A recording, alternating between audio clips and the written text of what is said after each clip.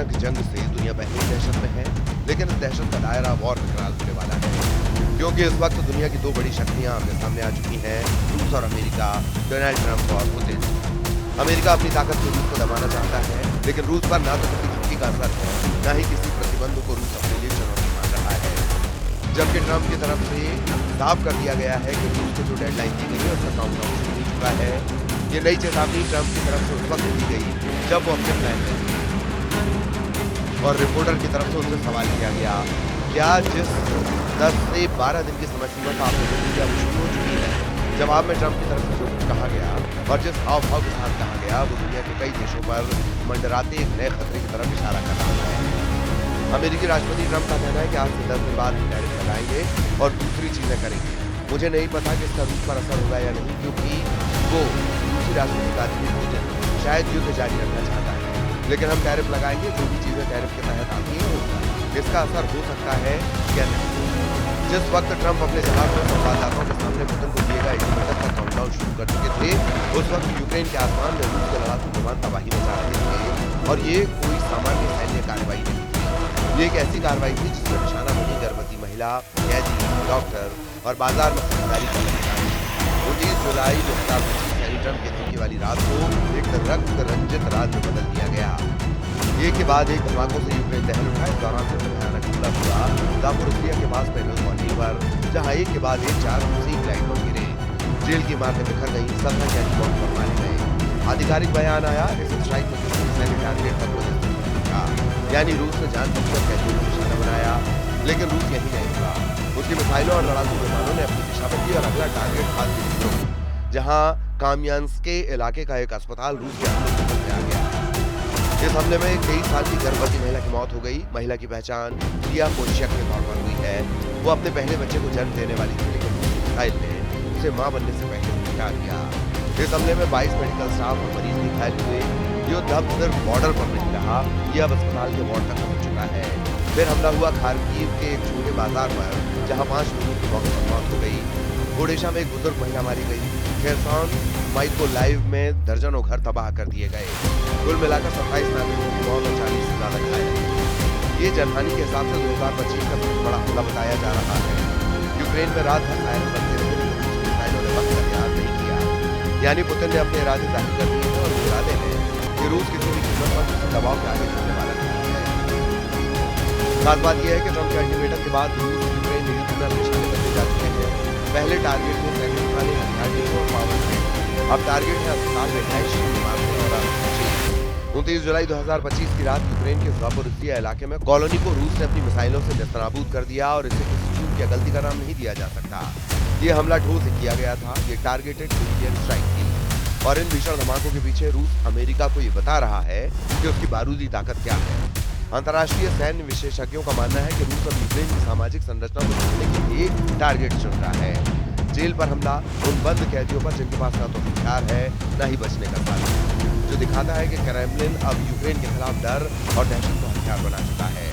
Ukraine की inside intelligence report कहती है कि जिस जेल पर रूस की तरफ से हमला किया गया है, वो जेल में ज्यादातर वो लोग थे जो युद्ध के शुरुआती दिनों में छोटे मोटे केस में गिरफ्तार किए गए थे।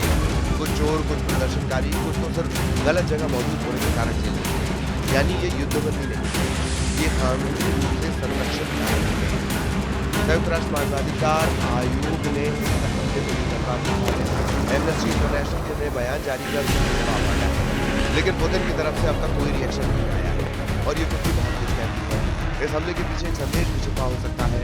ट्रंप की धमकी के बाद पुतिन ने अपने पहले टारगेट के तौर पर कैदियों को चुना, यानी पुतिन ने वाशिंगटन के साथ मैसेज भेजा है और वो ये कि किसी भी धमकी का जवाब रूस अपनी वॉरमशीट से देगा। एक धमकी के बदले रूस हथियार मारेगा। आलम ये हो चुका है कि यूक्रेन के शहरी इलाकों में तबाही का मंजर दिन ब दिन भयावह होता जा रहा है। रूसी सेना सोवियत यूनियन के पुराने बमों को आधुनिक तकनीक से लैस कर इस्तेमाल कर रही है। इन बमों को ग्लाइड बम कहा जाता है, जो यूक्रेन के रक्षाबंधियों को भेजने का मुख्य हथियार बन चुके हैं। ग्लाइड बमों की खासियत ये है कि इन्हें रिट्रैक्टेबल फिन्स और गाइडेड सिस्टम से अपग्रेड किया गया है, जिससे ये बम लक्ष्य तक पहुंचते हैं। इन बमों में 3000 किलोग्राम तक विस्फोटक भरा जा सकता है, जो किसी शहर या सैन्य ठिकाने को पूरी तरह तबाह करने की ताकत रखता है। यूक्रेन की वायुसेना का भी दावा है रूस की तरफ से बड़ा हमला किया गया। इस हमले में 2 स्कंदर M बैलिस्टिक मिसाइलें और 37 शाहिद स्ट्राइक ड्रोन और कुछ जगह शामिल थे। ये हमला यूक्रेन के अलग अलग इलाकों को टारगेट करते हुए किया गया। इस दौरान यूक्रेन के एयर डिफेंस सिस्टम ने हमले का जवाब देते हुए शाहिद ड्रोन को मार गिराया। शाहिद ड्रोन जो ईरानी तकनीक पर आधारित कम ऊंचाई पर वाले ठिकानों को निशाना बनाने के लिए कुख्यात है, जबकि इस्कंदर एम मिसाइलें भी शक्तिशाली होती हैं, लंबी दूरी पर सटीक हमला करने में सक्षम है। यूक्रेनी अधिकारियों ने इस हमले को रूस के आक्रामक रणनीति का हिस्सा बताया है, जिसका मकसद यूक्रेन की रक्षा प्रणाली को मजबूत करना है। रूस के इस आक्रामक हमले के बाद यूक्रेन की तरफ से इंटरनेशनल कम्युनिटी से अपील की गई है कि वो इस तरह के हमलों की निंदा करें और यूक्रेन को और ज्यादा से ज्यादा सैन्य मदद पहुंचाए। यूक्रेन पर हुए इन हमलों ने उस वक्त जोर पकड़ा है जिस वक्त डोनाल्ड ट्रंप का सब्र को लेकर जवाब दे चुका है। यही वजह है कि ट्रंप बार बार कह रहे हैं कि अगर 8 अगस्त तक रूस और यूक्रेन के बीच बात नहीं बनी तो कहानी बहुत ज्यादा बिगड़ सकती है। पुतिन को जिताने के लिए ट्रंप की तरफ से सेकेंडरी सेक्शन का जिक्र किया गया, यानी ऐसे प्रश्न जिनका असर किसी एक देश पर नहीं होता बल्कि देश के सहयोगियों को भी हमला करना होता है। ये उन देशों, कंपनियों या व्यक्तियों पर लागू होती है जो प्रतिबंधित देश से व्यापार करते हैं। यानी अगर अमेरिका रूस पर सेकेंडरी सेक्शन लागू करेगा तो सिर्फ रूस नहीं बल्कि जो भी देश या कंपनी रूस से व्यापार करेगा वो भी अमेरिकी प्रतिबंधों की चपेट में आएगा। अगर चीन या भारत जैसे देशों पर अमेरिका का दबाव आया तो रूस की तेल सप्लाई का पूरा मॉडल चरमरा जाएगा। रूस हर दिन समुद्र के रास्ते 3 मिलियन बैरल से ज्यादा तेल एक्सपोर्ट करता है और उसमें बड़ी हिस्सेदारी उन देशों की है जो ट्रंप के संभावित सेकेंडरी सेक्शन के रडार पर है। यही वजह है कि सेकेंडरी सेक्शन एक तरह के कॉन्ट्री वेपन बन चुके हैं जिसमें बिना गोला बारूद किसी देश में पाबंदियों के धमाके किए जा सकते हैं और यह पाबंदियां किसी देश की अर्थव्यवस्था की रीढ़ को तोड़ सकती है। अमेरिका पहले भी ईरान और नॉर्थ कोरिया जैसे देशों पर सेकेंडरी सेक्शन वाली रणनीति आजमा चुका है, जहां चीन, तुर्की या यूरोप की कंपनियों को चेतावनी दी गई थी कि अगर उन्होंने उस देश से व्यापार किया तो उन्होंने कीमत चुकानी होगी। इस बार फर्क यह है कि रूस की सप्लाई चेन पहले ही संकट में है।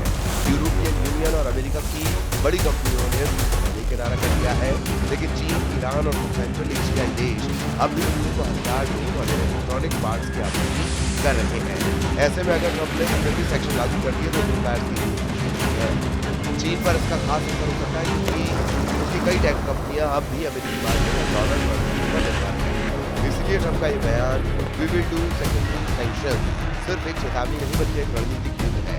ये एक ऐसी चाल है जिसकी बिना पूरी सलाह बिना टाइम सहयोगी देशों की फौज को डाउनलोड किया जा सकता है। अब ये साफ होता जा रहा है कि ट्रंप और पुतिन के बीच सिर्फ सैन्य टकराव नहीं बल्कि आर्थिक तबाही का मुकाबला शुरू हो चुका है। रूस की मिसाइलें यूक्रेन की जमीन पर तबाही मचा रही है, लेकिन अमेरिका के प्रतिबंधों की मांग रूस के बाजार को